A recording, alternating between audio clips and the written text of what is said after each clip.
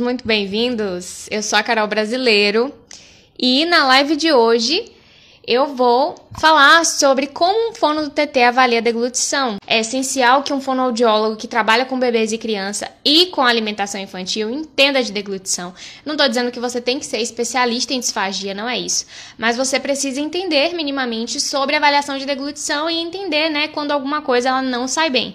Então hoje eu vou te explicar como é, o que a gente deve olhar, né, o que a gente deve avaliar, como a gente faz isso, certo? Então, fica aqui comigo. Essa semana eu tô falando muito sobre deglutição aqui, né? E vou continuar falando sobre esse assunto porque eu sinto que a gente precisa melhorar realmente nosso feeling sobre isso, tá? E um bom fono do TT, ele sabe avaliar a deglutição, certo? Bom, gente, trabalhar com alimentação infantil, ele requer um olhar atento para as questões de deglutição. Então, se você, por exemplo, trabalha com amamentação, se você trabalha com introdução alimentar, seletividade infantil, você precisa minimamente entender sobre questões de deglutição.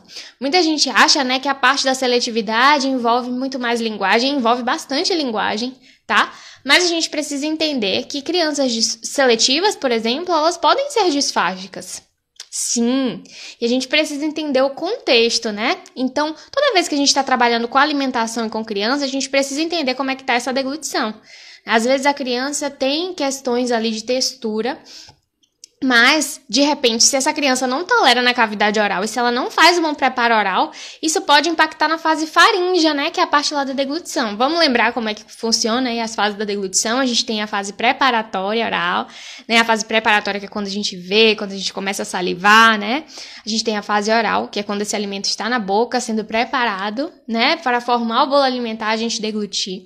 A fase faríngea, né, que é essa transição do bolo alimentar da fase oral para o esôfago. E a gente tem lá a fase esofágica da deglutição, que ela é mais involuntária, né? Depende lá dos movimentos do esôfago, certo? Muito importante a gente lembrar sobre esses conceitos, muito importante saber isso, porque na hora que a gente está fazendo a avaliação, principalmente de bebês, a gente precisa entender se esse bebê está deglutindo bem esse leite, né? Principalmente se a gente está lá fazendo a avaliação de qual é o ritmo de mamada desse bebê. E aí a gente precisa observar se esse bebê tá deglutindo bem, né? Quantas sucções ele tá fazendo para deglutir? Será que ele tá fazendo muito esforço e depois ele engole? Será que ele tá engolindo mais de uma vez, né? Eu vou falar um pouco mais sobre esses sinais, né, de alterações de deglutição em bebês. Mas eu preciso só lembrar que é super importante, se você trabalha com qualquer fase alimentar aí com essas crianças, é muito importante que a gente entenda, né, minimamente sobre deglutição e sobre padrão de deglutição, né? Os fonoaudiólogos já têm um olhar mais apurado sobre alterações de deglutição, porque a gente vê isso na faculdade, mas isso não quer dizer que a gente sabe fazer isso, né? Não quer dizer que a gente saiba dizer necessariamente se a criança tem disfagia ou não, se a criança precisa de um acompanhamento de um fonoaudiólogo especialista ou não. Então é sobre isso que a gente vai aprofundar aqui hoje, tá? Bom, quero lembrar para vocês que quando a gente fala de alteração de deglutição, né, de distúrbios de deglutição, a gente fala de disfagia, certo? Não necessariamente uma criança que engasga é uma criança que é disfágica.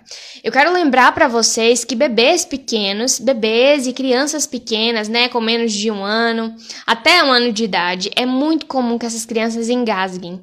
Por quê? Porque essas crianças estão em processo de aprendizagem alimentar, desde quando ela nasce até o final do 1º ano. É muito comum acontecer episódios de engasgo, episódios de regurgitação, e isso não significa que essa criança é disfágica.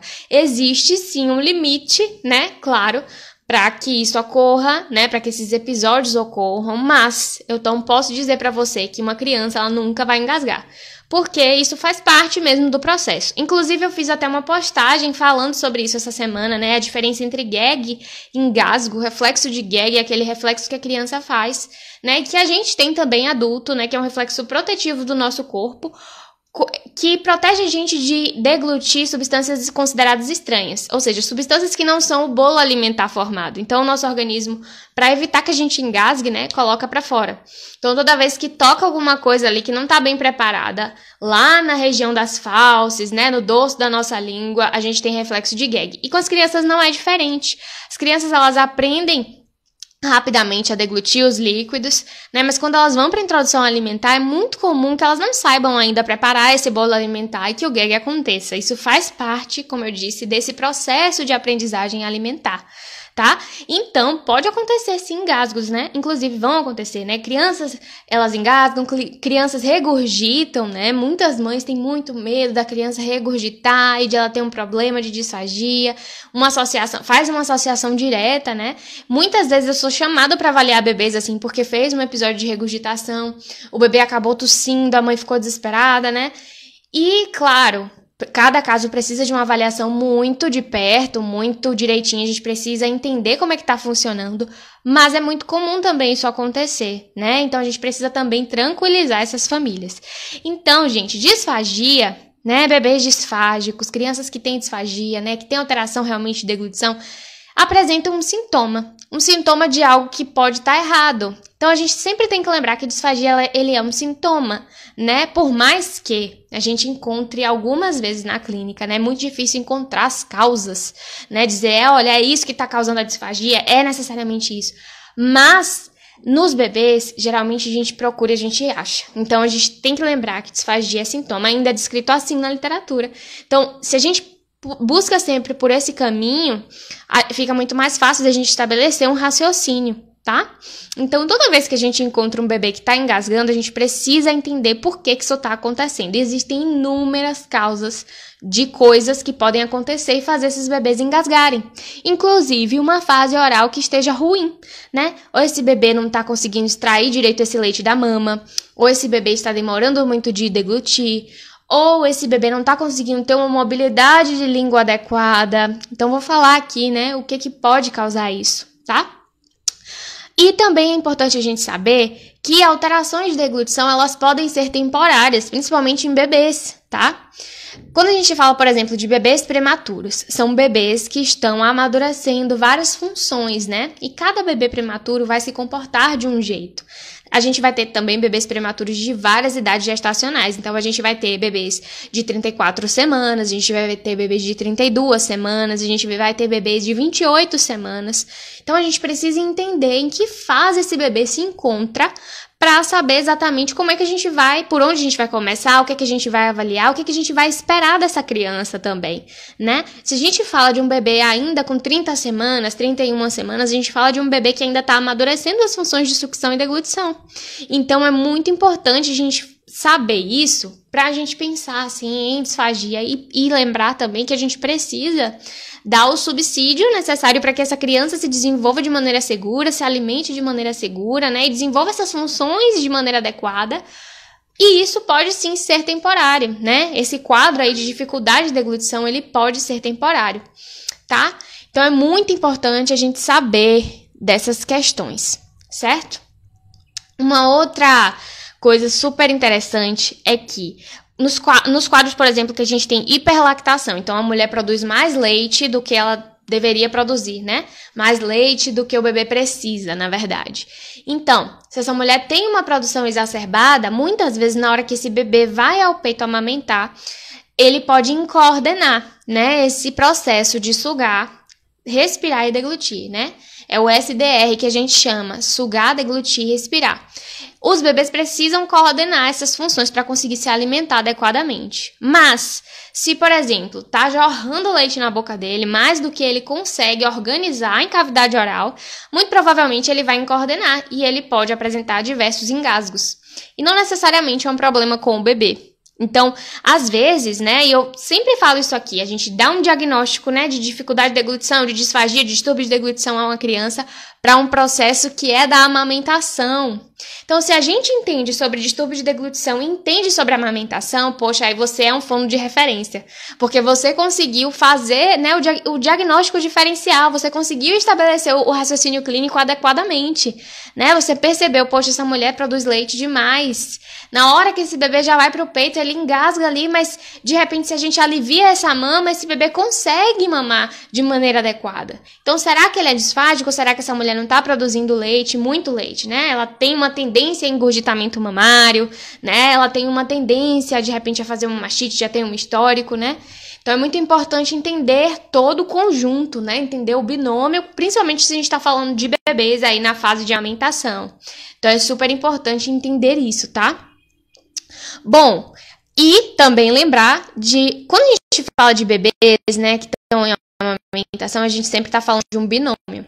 Então, tudo que acontece de criança, eu tenho que pensar também o que está acontecendo com essa mulher, certo?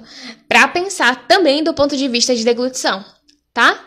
Bom, gente, então eu tava falando que alguns bebês podem coordenar, né? Fazer essa incoordenação SDR aí, e isso já ter um impacto direto na deglutição, porque como eu falei pra vocês, se a gente tem um impacto em fase oral, se esse bebê não consegue preparar esse alimento de maneira adequada, ele pode, ou se ele não consegue sugar, deglutir, respirar de maneira coordenada, né? Isso pode ter impacto, sim, em deglutição. Então, bebês com incoordenação SDR, eles podem apresentar alteração de deglutição. E aí, isso pode ser por conta de uma hiperlactação, por exemplo, por conta de um fluxo exacerbado. Então, às vezes, a gente pega bebês que já chegam pra gente na mamadeira e a mãe fala assim, ele tá engasgando demais, né? Eu tô dando peito e tô dando mamadeira e ele tá engasgando muito, eu não sei o que eu faço, né? Já observei que ele tá na mamadeira, ele tá engasgando, mas eu não consigo, eu preciso dar mamadeira, enfim. E às vezes quando a gente vai ver, tem um furo aumentado nessa mamadeira, né? Às vezes quando a gente vai ver, tem... o bebê tá amamentando na mamadeira deitado, completamente deitado. E aqui um parêntese, não existe problema no bebê mamar deitado no seio materno, né? Porque a dinâmica de amamentação no seio materno, tá? E os bebês não vão engasgar deitados, amamentando no seio, mas na mamadeira o fluxo é outro, a dinâmica de amamentação é outro, o esforço, né? A recrutação de músculos são diferentes, os músculos recrutados são diferentes e por isso o bebê pode fazer, né? Um estase de alimento na tuba, fazer um otite por causa disso, ele pode também broncoaspirar, né? Por conta desse posicionamento. Então, na mamadeira, a gente precisa sim orientar sobre posicionamento da criança. Na mamadeira, a gente precisa orientar sobre fluxo, né? Se o fluxo tá aumentado e é um bebê muito pequenininho, tá usando às vezes uma mamadeira lá de bebê de 6 meses, né? Que a gente tem... Não sei se vocês sabem, mas os bicos, eles vêm com a quantidade de fluxo ali, né? Então, tem os fluxos número 0, que eles falam que são de 0 até 3 meses, e aí depois disso tem o fluxo maior, tal e tal. Cada mamadeira também tem uma rigidez que atrapalha ou favorece esse fluxo. Então, quando a gente fala de bebês em mamadeira, que às vezes fazem uma coordenação SDR, às vezes não é um problema da criança, se a gente souber avaliar a deglutição. Se a gente entender ali que existe a outra coisa atrapalhando, né? Que é um fluxo exacerbado para a idade da criança, né? Que é a dinâmica de oferta, talvez, tá? Bebês engasgam no copinho, né? Copinho que é aberto e tudo, engasga. Pode engasgar se for feita a oferta de maneira inadequada. Então, tem um jeito certo de ofertar no copinho. Não é de qualquer jeito. Também não é toda criança que vai se adaptar. Bebês recém-nascidos, né? Podem mamar no copinho? Pode.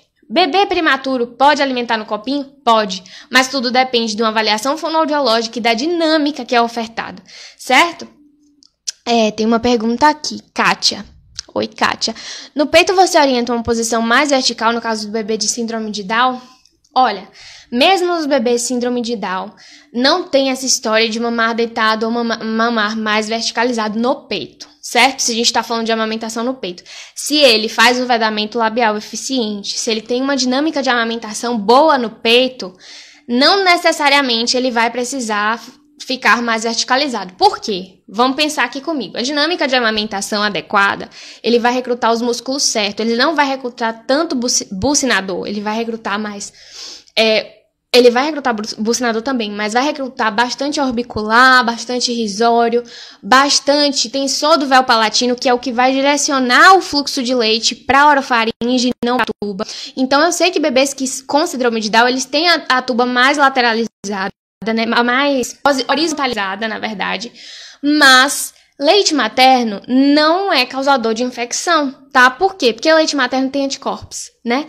E leite materno é diferente de fórmula, certo? Então, não é natural que o leite materno cause infecções de repetição. É lógico que se a gente tem alimento parado aí, pode sim desencadear uma infecção, tá? Mas a gente precisa avaliar cada caso. Bebês com síndrome de Down precisam ser individualizados. Tem bebês que mamam muito bem. Tem bebês que são cardiopatas e que precisam de um cuidado mais digamos assim, mais de perto, um cuidado mais cuidadoso, mais cauteloso. A gente precisa entender como é a dinâmica de deglutição dessas crianças. Existem bebês com síndrome de Down também que têm poucas questões orofaríngeas, que eles respondem muito bem questões motoras orais. Então, a gente precisa avaliar e individualizar cada caso, tá bom? Nesse caso, não tem bom vedamento. Bom, se não tem bom vedamento, então ele tá fazendo muita compensação para conseguir mamar, né? Deve estar ingerindo muito ar, pode estar até machucando o mamilo da mãe. Tem que trabalhar esse vedamento, certo? Desse bebê, tem que, né, trabalhar o máximo que conseguir de vedamento aí, né? Bandagem, se conseguir, né? Fazer um trabalho antes dele ir pro peito. Orientar a mãe, o posicionamento. E aí, nesse caso, não necessariamente é uma questão de verticalizado ou não. Mas, se você tá observando que esse bebê não tá ficando tranquilo, né, mais horizontalizado, você pode orientar a ficar mais verticalizado, ficar muito tempo mamando. Como é a produção da mulher? Né, como é? Eu teria que avaliar, teria que entender o caso para poder te orientar. Entendeu? Como é que tá a produção, como é que tá a relação desse bebê, essa mulher, como é que tá essa dinâmica, sabe? Deles dois juntos, para poder te orientar melhor, tá? Mas vamos lá, se você tiver mais perguntas, eu vou continuar aqui os pontos que eu tava falando, e aí você pode ir explanando para mim que no final eu vou te ajudando, certo? Vamos lá. Pronto, eu tava falando dessas questões, né, de amamentar deitado ou não, e que problemas de fase oral podem impactar na fase faríngea. Então, por exemplo, gente, bebês que têm freno lingual curto, né, anquiloglossia. O freno lingual curto, o que é que ele impacta, né? Mobilidade de língua. Tem bebês que vão ter mais dificuldades do que outros, tem bebês que não, que vão ter uma boa dinâmica de amamentação, mesmo com uma fixação mais anteriorizada, né? Mesmo com uma inserção mais anteriorizada. Então, vai depender de cada caso. Mas, na maioria dos casos, a gente tem um impacto de mobilidade de língua, nem que seja só na levação, nem que seja só na lateralização, mas a gente pode ter sim. E, tendo um impacto de mobilidade, a gente tem que pensar que isso pode acarretar um problema lá na amamentação, né? Então, talvez esse bebê esteja compensando para conseguir extrair esse leite do peito da mãe, talvez essa língua que precisava, né? Abaixar e elevar bastante para comprimir esse mamilo e extrair o leite, não tá fazendo esse papel adequadamente. E se esse bebê tem essa língua muito fixada, geralmente a gente tem impacto de deglutição quando esses bebês têm língua muito fixada em assoalho, ou esse bebê faz muita compensação para conseguir amamentar, ou esse bebê pode ter impacto e ter engasgos recorrentes. E aí a mãe chegar com essa queixa de engasgo recorrente, às vezes veio da maternidade, fez teste da linguinha, mas mesmo assim o bebê acabou passando na triagem, né? E não passou por um fonoaudiólogo. Então é super importante avaliar e entender o que está acontecendo. Quando chega relato de engasgo para mim, eu sempre avalio o freno lingual. Sempre. Porque a gente precisa ver como é que tá aquilo ali, porque eu sempre penso que um bebê que tem impacto de fase oral, ele vai apresentar alguma questão na fase faríngea, né? Ele pode não apresentar, mas a probabilidade dele apresentar é muito maior. Então, eu sempre procuro se tem anquiloglossia, se tem fenda, né? Bebês com fenda labiopalatina. Eu já atendi bebês que não veio com histórico de fenda. Tinha acabado de nascer, tinha 3 dias que nasceu, chegou pra mim. E aí, quando eu fui fazer a avaliação do sistema sensório motor oral, foi que eu vi que o bebê tinha fenda lá, só no palato mole, né? Só lá atrás no véu palatino. E aí, isso tava tendo impacto, né? Na pressão intraoral desse bebê. Ele tava fazendo compensação para conseguir mamar adequadamente. E a gente teve que adaptar tudo, porque ele tava tendo muito escape, né? Tendo regurgitação nasal frequentemente. Então, eu penso logo em fenda. Então, se a gente tem um bebê que vem para avaliação fonoaudiológica e tem um relato de alteração de deglutição, principalmente bebês pequenininhos, né, que estão em fase de amamentação, aprendendo, vamos entender todo o contexto antes da gente dar um diagnóstico de disfagia para essas crianças, certo? Ai, por nada, Kátia. Bom, e se um bebê, gente, ele não deglute bem, ele não ganha peso, não é verdade? Se ele não se alimenta direito, se ele não consegue extrair leite materno do seio, ele não ganha peso. E se ele não deglute bem também, a tendência dele perder peso é muito grande. Então, sempre quando a gente pensa, né, em atender crianças, bebezinhos que chegam pra gente com perda de peso acentuada, né, não tá amamentando direito, a gente tem que pensar em dinâmica de amamentação, sim, e pensar também em dinâmica de deglutição, porque bebês que não deglutem bem, né, o baixo peso, ele pode ser um sinal de disfagia. Então, eu vou falar mais sobre sinais de disfagia aqui, mas lembre sempre disso, né? Bebês que não ganham peso podem ser bebês disfágicos, né? E bebês disfágicos não ganham peso direito, se ele tiver um aleitamento materno exclusivo, se ele tiver na fórmula, enfim. Porque ele não vai estar fazendo o processo de deglutição adequadamente, o seu metabolismo vai aumentar, porque ele pode estar broncoaspirando. Então, é muito importante a gente saber, entender como é que esse bebê está se comportando, tá? Então, isso tem impacto direto no desenvolvimento dessa criança, né? Esse padrão de deglutição. E quanto mais cedo a gente intervém nesses casos, maior sucesso a gente tem com essas crianças, certo? Bom, e a deglutição, ela também não precisa ser tratada necessariamente com a introdução de um bico artificial. Às vezes a gente vem numa cultura, eu não sei quem ensinou isso pra gente, hein? Alô, fonoaudiólogos, eu não sei quem ensinou isso pra gente, mas eu vejo muitos fonoaudiólogos terem uma cultura de que, assim, o bebê tá engasgando no peito, tira o bebê do peito, coloca uma mamadeira de controle de fluxo. Quem ensinou isso, né? Claro que vai ter casos em que a mamadeira ela vai ser necessária e que o bebê só vai conseguir se alimentar por via oral desse jeito. Mas isso não é receita de bolo, não é para todo caso. Em muitos casos a gente consegue fazer com outros manejos o ajuste para que essa criança consiga se manter em aleitamento materno ou consiga também se manter em aleitamento materno com o bico artificial, mas o bico artificial não é a primeira resposta para as nossas perguntas. Então, lembrem sempre, né? E eu sei que na dinâmica, às vezes, né? Vocês no hospital, trabalhando, por exemplo, em maternidade, ou você recebe muitos bebês no seu consultório, pensa logo, ó, tá difícil para essa família, eu vou colocar aqui um bico artificial.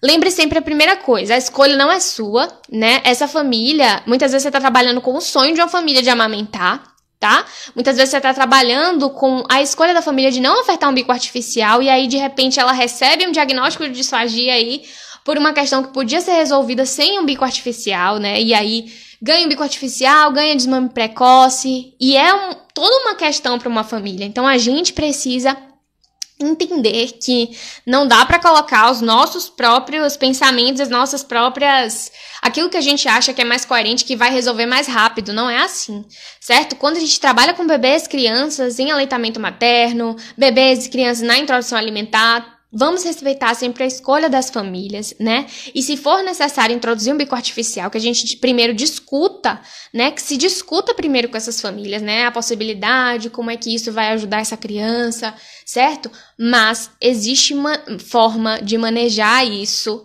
através do aleitamento materno no seio, certo? Kátia, não sei qual a sua opinião. Você daria chupeta para bebê para trabalhar a sucção por um tempo determinado? Bebês com hipotonia, eu tentaria trabalhar de outro jeito. Chupeta terapêutica existe, tá? Eu até fiz um post aqui, se você quiser, eu posso mandar, ou depois daqui eu posto para vocês, eu reposto ele lá no meu story. Mas eu não uso isso como primeira opção quando eu vou trabalhar com bebês que precisam sugar, né? Primeiro eu penso, se esse bebê tá com a mãe por perto, né? Porque bebês que estão, por exemplo, no UTI neonatal, tem lugar que ele pode ficar com a mãe, tem outros que não, que a mãe tá afastada, esse bebê tá lá, ela só pode vir visitar às vezes, né? Eu sempre dou prioridade para estimular a sucção do bebê na mama dessa mulher, fazer mama vazia, né? Fazer finger feeding, que é no dedo mesmo, né? Sonda dedo, estimular a sucção no dedo enluvado. Eu não gosto de introduzir bicos artificiais, embora eu já tenha trabalhado bastante com isso, e que existem casos que, sim, uso a chupeta terapêutica com uma dosagem específica, né? Um tempo determinado, mas são casos bem raros em que o bebê não está com a mãe o tempo inteiro, ele precisa sugar, porque bebês precisam sugar, e que não tem fono ali para estar, né, o tempo todo estimulando a beira-leito. Então, quando tem uma equipe também, né, que trabalha assim, muito unida, que a gente pode estabelecer certos protocolos, tá? Porque existe um risco muito grande da gente também orientar, de fazer um tempo determinado, de fazer uma quantidade de horas ou quantidade de tempo e a equipe não seguir aquilo e o bebê ficar lá com a chupeta e quando retornar a gente não conseguir deixar esse bebê em aleitamento materno. Mas, sim, para alguns casos muito, muito, muito específicos, né? Essa é minha última opção, minha última cartada e é possível utilizar, tá?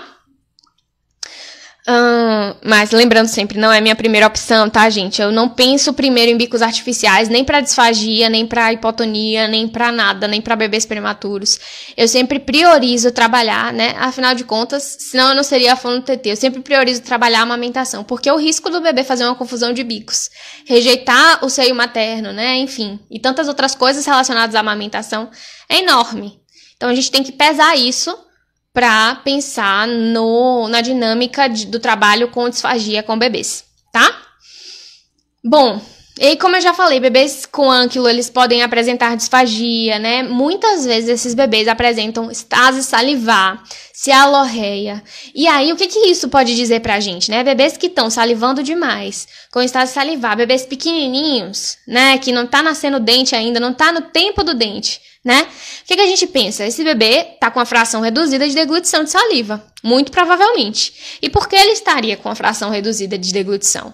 Das duas, esse bebê não tá sentindo essa saliva na boca, a própria percepção oral dele tá reduzida, ou esse bebê não tá com uma fração, né, de deglutição adequada, talvez pela mobilidade de língua dele. Então, se eu detecto um bebê com anquiloglossia e eu tô vendo ele com estase salivar, eu preciso pensar na deglutição desse bebê, tá? E eu preciso analisar direitinho como é que ele tá em seio materno, se ele tiver em seio materno, se ele tiver na mamadeira, mais ainda, né, para entender como é que tá sendo feita a alimentação desse bebê, para orientar essa família até esse bebê fazer o procedimento, né, e depois a gente conseguir ajustar também e até manter esse bebê em aleitamento materno no seio, certo? Bom, os sinais de disfagia nos bebês, né, quais são os sinais? Os bebês apresentam sinais igual ao adulto, né? Muitas vezes o bebê não vai muitas vezes não, ele nunca vai te falar o que ele tá sentindo. Mas é claro que a gente tem como saber se o bebê tá engasgando, deglutindo bem ou não. A gente pode fazer a ausculta cervical em bebê, sim, né? A gente pode observar qual é o comportamento desse bebê durante a alimentação, qual é a frequência respiratória, qual é a frequência cardíaca, como é que esse bebê se comporta, se ele tosse, se ele não tosse, se ele faz cianose. Às vezes nem todos os bebês vão tossir, principalmente se a gente tá falando de bebê neurológico, certo? Enfim, já atendi bebês com diversas comorbidades neurológicas, né, associadas e alguns não apresentavam tosse, mas apresentavam diversos outros sintomas, como, por exemplo, cialorreia excessiva, o bebê fazia cianose. Ele não tossia, mas ele fazia cianose. E aí a gente precisa observar qual é o comportamento dessa criança, certo? Bebês maiores, o que a gente observa, né? É um bebê que acaba chorando durante a alimentação, bastante irritado, um bebê que não consegue triturar os alimentos ou recusa bastante. Tem bebês, gente, na introdução alimentar, inclusive, que os pais optam por ofertar alimentos mais sólidos, mas o bebê ainda não tá com todos os sinais de prontidão. E aí ele simplesmente não consegue deglutir determinados tipos, né, e tamanhos de alimentos. E aí ele não consegue triturar, ele não consegue preparar, e aí ele começa a recusar. E os pais tentam fazer isso de uma maneira assim, não dando tanta autonomia para os bebês. E os bebês fazem muita associação. Então, se a gente não dá autonomia e tá vendo que o bebê não tá conseguindo, tá recusando, a gente não pode ficar insistindo. E aí, alguns bebês podem desencadear um processo de recusa de seletividade, de disfagia associada àquele alimento ali, começar a engasgar só pela presença do alimento, porque gerou toda uma associação negativa por causa daquele alimento, porque teve um episódio de engasgo de repente, né? E aí não conseguiu mais ter uma relação. E é muito importante a gente acompanhar essas famílias no processo de introdução alimentar para orientar de qual é a melhor maneira de se fazer para cada criança. Então, muita gente fica um pouco perdido aí, quando se pensa assim, qual é o papel do fonoaudiólogo na introdução alimentar? É principalmente esse, né? De orientar a família qual é a maneira mais segura para o padrão de desenvolvimento neuromotor dessa criança, né? É super importante respeitar os sinais de prontidão e entender, né, que vai ter, cada fase vai ter algo esperado e que cada bebê tem o seu tempo, embora a gente tenha janelas aí, claro que vão ser os balizadores da gente, mas também a gente precisa respeitar os sinais que essa criança apresenta, tá? E estimular quando necessário. Crianças, então, como eu falei, crianças seletivas, às vezes elas também podem ser disfágicas, então é super importante, se você trabalha com seletividade alimentar, com dificuldades alimentares, né, observe a sua criança, observe como ela se comporta frente a alguns alimentos, tá? Isso pode vir junto, pode ser um combo, tá? E sempre, em todos os casos, individualize, certo? Não dá para trabalhar com deglutição, com a alimentação de crianças e bebês sem individualizar cada caso. A gente precisa entender qual é o contexto daquela criança, né? A que essa criança foi exposta, né? O que desencadeou este comportamento alimentar. E este comportamento é oromotor nessa criança, certo? Mesmo que seja um bebezinho prematuro, mesmo que seja um bebezinho com alguma síndrome, mesmo que seja um bebezinho com alguma questão neurológica, a gente precisa entender o todo para saber como manejar melhor. Entender a relação desse bebê com a rede de apoio, com a família, né? A disponibilidade dessa família, o que é que essa família pensa sobre a alimentação desse bebê. Tudo isso vai fazer a gente manejar melhor as questões de deglutição nessa criança. Tá certo? Ah, legal, Kátia. Tá bom, gente. Alguém tem mais alguma pergunta? Se vocês tiverem alguma pergunta, essa é a hora. Eu quero agradecer a presença de cada um de vocês aqui. Dizer que vou me esforçar para falar mais sobre esse assunto. Sei que existem... manejo de bebês, de deglutição em bebês e crianças é algo que precisa ser ainda muito discutido, mas que a gente tem avançado, tem tido cada vez mais profissionais capacitados aí trabalhando com essa população. E quanto mais a gente fala, mais a gente aprende. Então, eu quero agradecer a presença de vocês e dizer que eu espero vocês na próxima sexta para mais uma live do TT para a gente falar sobre amamentação, sobre deglutição em bebês, sobre fonoaudiologia e o trabalho fonoaudiológico com bebês e crianças, trabalho alimentar, né? O trabalho que o fono faz aí em relação à amamentação, em relação à introdução alimentar, enfim. Muito obrigada. Uma ótima noite para vocês e até sexta, gente. Tchau, tchau. Até mais.